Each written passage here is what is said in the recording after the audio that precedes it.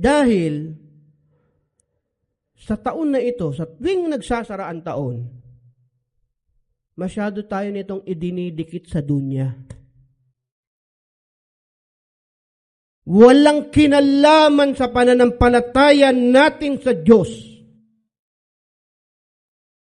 Sa ikabubuti natin. Bakit? Puro na lang tutungkol sa negosyo, sa pera, sa mundo, sa pag-aari.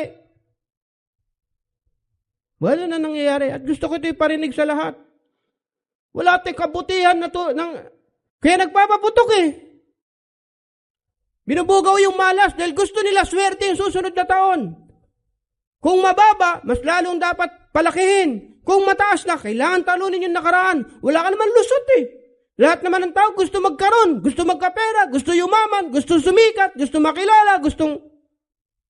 At kailan dinidikta yon? Dito, ito, sa mga oras na ito. Dito ini-evaluate, dito nag-a-assess. Taon-taon sinasabi ko ito. At mayalaman natin kung ano yung susunod na taon.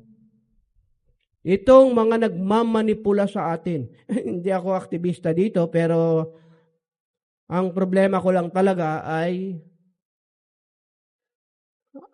ba't hindi natin evaluate yung ating pananampalataya sa Diyos? Pero hindi ko yun sa New Year ginagawa eh. Mas ginagawa ko pa yun sa Idul Fitr at Idul Adha. Diba? Kailan ka tumitingin sa pananampalataya mo? New Year? Dapat araw-araw.